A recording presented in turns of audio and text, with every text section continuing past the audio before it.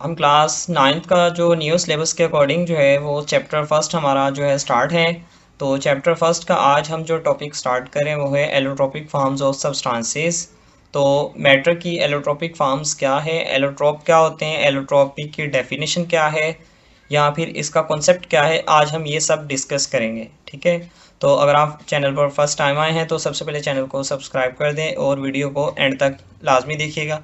तो इस तरह ताकि स्टूडेंट मेरा जो है मोटिवेशन रहूं और आपके लिए जो है नेक्स्ट लेक्चर में भी आपके साथ शेयर करता रहूं। ठीक है, तो सबसे पहले डेफिनेशन है, बोथ एलिमेंट्स एंड कंपाउंड्स में exist in more than one structural forms which can exhibit quite different physical and chemical properties. ठीक है स्टूडेंट, कुछ एलिमेंट्स ऐसे पाए जाते हैं, कुछ सब्सटेंसेस ऐसे होते हैं, कंपाउंड्स, जिनका जो है एलिमेंट्स की जो सिंबल जो है वो तो सेम होता है लेकिन उनकी प्रॉपर्टीज़ जो हैं वो केमिकल या फिजिकल प्रॉपर्टीज़ डिफरेंट होती हैं। जैसा कि अगर मैं बात करूं, ऑक्सीजन है, एक एलिमेंट है ऑक्सीजन और एक कंपाउंड है ओजोन। अब O2 जो है ये एक क्या है, एक कंपाउंड है, एक मॉलिक्यूल है। O3 भी एक मॉलिक्यूल है। तो दोनों में स्टूडेंट देखें कि O2 में भी O ऑक्सीजन है, O सिंबल है, और O3 में भी, ओजोन में भी O सिंबल है, लेकिन इनकी केमिकल और फिजिकल प्रॉपर्टीज़ एक दूसरे से डिफरेंट हैं। तो ऐसे कंपाउंड जिनकी जो है अपीयरेंस यानी कि उनके सिंबल सेम हो लेकिन इनकी फिजिकल केमिकल प्रॉपर्टीज़ डिफरेंट होंगी, तो ऐसे एलिमेंट्स, ऐसे मॉलिक्यूल्स एक दूसरे के कहलाएंगे एलोट्रॉप। और इस प्रोसेस को हम कहते हैं, इस फिनोमिना को हम कहते हैं एलोट्रॉपी। ठीक है, तो मैं अगेन जो है एक्सप्लेन कर देता हूँ एलोट्रॉपी की डेफिनेशन आपकी बुक के according. These forms are called, यहाँ से आपने स्टार्ट करनी है, both elements and compounds may exist in more than one structural forms which can exhibit quite different physical and chemical properties. These forms are called allotropic forms. ये जो different forms होंगी इनको कहेंगे allotropic forms और इस phenomena को हम कहेंगे allotropy। ठीक है, फॉर एग्जाम्पल एलोट्रोपी की आपने यहाँ से मार्क करनी है, नोट डाउन कर लीजिएगा। Element oxygen exist in 2 allotropic forms. या आपसे एमसीक्यूज में पूछा जा सकता है कि ऑक्सीजन की एलोट्रोपिक फॉर्म्स कितनी हैं, 2 हैं। ऑक्सीजन की एलोट्रोपिक फॉर्म्स O2 हैं और ओजोन है। देखें स्टूडेंट, इन दोनों में आपको एक चीज़ क्लियर हो रही है कि O2 जो है ये एक अलग से मॉलिक्यूल है ऑक्सीजन, और O3 जो है ये अलग से मॉलिक्यूल है ओजोन, लेकिन दोनों के लिए जो सिंबल है वो O यूज़ किया गया है। तो ये दोनों मॉलिक्यूल्स जो हैं एक दूसरे के एलोट्रॉप हैं और ये फेनोमिना कहलाएगा एलोट्रॉपी। क्लियर हुआ? तो इसी तरह अब हम पढ़ते हैं जी कार्बन के, सिमिलरली एग्जांपल है कार्बन की। तो ये भी स्टूडेंट बोर्ड के पॉइंट ऑफ व्यू से आपको लॉन्ग क्वेश्चन भी पूछा जा सकता है कि डिफरेंट एलोट्रॉप्स को एक्सप्लेन करें, कार्बन के, ऑक्सीजन के और एलोट्रॉपी के डेफिनेशन, या फिर ये शॉर्ट में भी पूछा जा सकता है। तो इसी तरह कार्बन के एलोट्रॉप्स जो हैं, कार्बन के 3 मेन एलोट्रॉप हैं, ये भी एमसीक्यूज पूछा जा सकता है कि कार्बन के एलोट्रॉप कितने हैं। 3 एलोट्रॉपिक फॉर्म्स है कार्बन की, डायमंड, ग्रेफाइट एंड बिकमिनिस्टर फुलरेन। ठीक है, diamond has a joint molecular structure. Diamond का जो स्ट्रक्चर है स्टूडेंट वो आपको मैं शो करवा देता हूँ कैसे होता है। जॉइंट स्ट्रक्चर होता है, ये आपके पास शो है डायमंड का जॉइंट स्ट्रक्चर। ठीक है, तो ये एक कम्प्लेक्स स्ट्रक्चर है डायमंड का आपके सामने। इसी तरह आगे जो है हमारे पास ग्रेफाइट है, ग्रेफाइट का हेक्सागोनल स्ट्रक्चर होगा। ग्रेफाइट का जो स्ट्रक्चर है स्टूडेंट हेक्सागोनल है, ये आपकी बुक पर भी एक्सप्लेन किया गया है। मैं आपको अलग से भी दिखा देता हूँ कि किस तरह से ये हेक्सागोनल रिंग बनी होती है। ये हेक्सागोनल रिंग जो है आपको यहाँ से क्लियर नहीं होगी, बुक पर जो है मैं आपको अलग से एक्सप्लेन कर देता हूँ कि ये जो हेक्सागोनल 6 कार्बन रिंग होगी यानी कि 6 साइडेड होगी। मैथ में आपने पढ़ी होगी पॉलीगॉन, हेक्सागोन वगैरह। तो इसी तरह से इसकी 6 साइड होगी, ये हेक्सागोनल रिंग होगी। तो ये आपको अलग से मैं दिखा रहा हूँ, ये आपकी बुक में नहीं है। ये हेक्सागोनल रिंग ग्रेफाइट स्ट्रक्चर है। ठीक है, इसी तरह नेक्स्ट है हमारे पास फुलरेन्स का स्ट्रक्चर। फुलरेन्स आर, अच्छा आगे स्टूडेंट सॉरी, ये जो है हमारे पास ग्रेफाइट का मैंने बता दिया।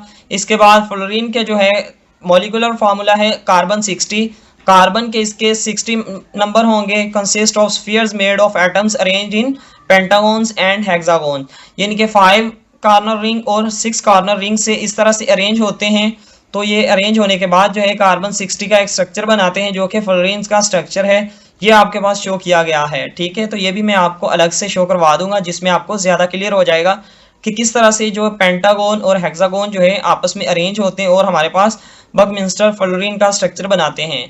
तो ये भी क्या है एक स्टूडेंट, ये भी एक उसकी फॉर्म है, एलोट्रोपिक फॉर्म है किसकी, ऑक्सीजन की, सॉरी कार्बन की एलोट्रोपिक 3rd फॉर्म है।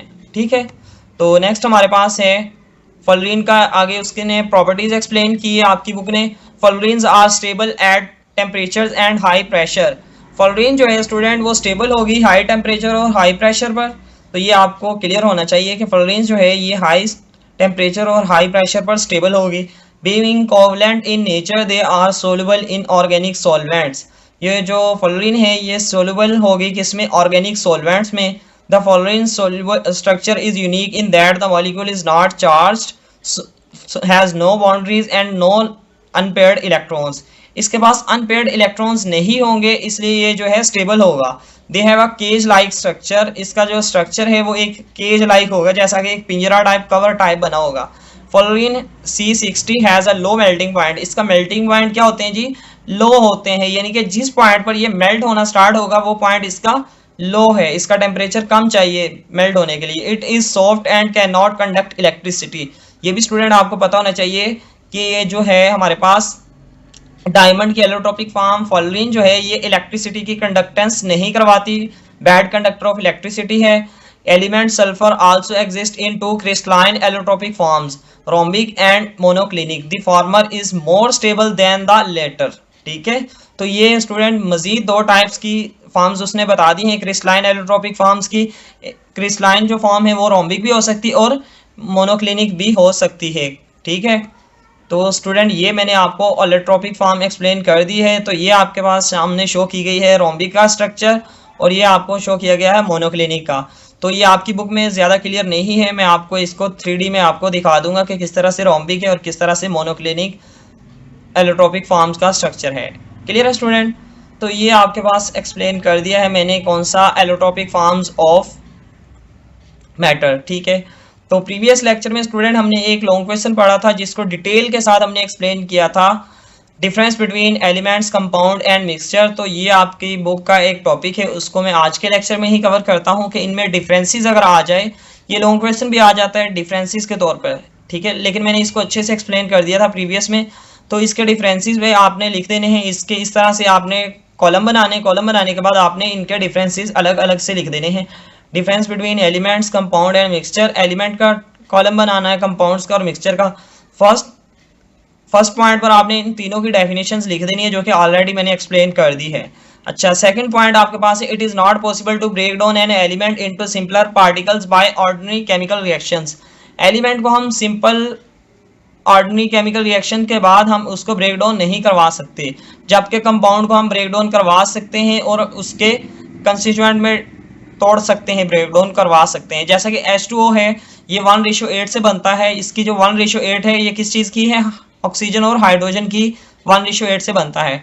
Each component of mixture retains it's identity and specific properties.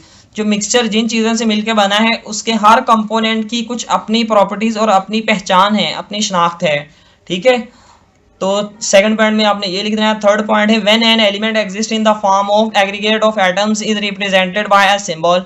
जब एलिमेंट्स को हम एग्रीगेट करवाते हैं, डिफरेंट एटम्स के साथ जोड़ते हैं, तो इसको एक सिंबल दिया जाता है, जैसे कि सोडियम के लिए Na और कैल्शियम के लिए Ca है। It is possible to break a compound into constituent elements by chemical reaction. Compound को हम ब्रेक डाउन करवा सकते हैं बाय केमिकल रिएक्शन। ठीक है, जबकि मिक्सचर को हम, अगर वो हेट्रोजीनियस मिक्सचर है या होमोजीनियस मिक्सचर है, तो मिक्सचर जो दोनों सूरतों में पाया जा सकता है, होमोजीनियस या हेट्रोजीनियस।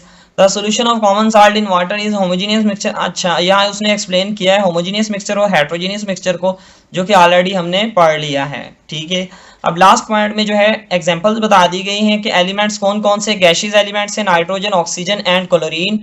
नोबल गैसेज हैं। इसी तरह ये सारे क्या हैं, एलिमेंट्स जो हैं, एलिमेंट्स के एग्जाम्पल है और इनको मोनोएटॉमिक मॉलिक्यूल्स भी कहा जाता है। इसी तरह the properties of compound are always different from the elements from which it is formed. जो कंपाउंड की प्रॉपर्टीज जो हैं, जिन एलिमेंट से मिलकर बना है बेशक, लेकिन उनसे डिफरेंट होंगी कंपाउंड्स की प्रॉपर्टीज।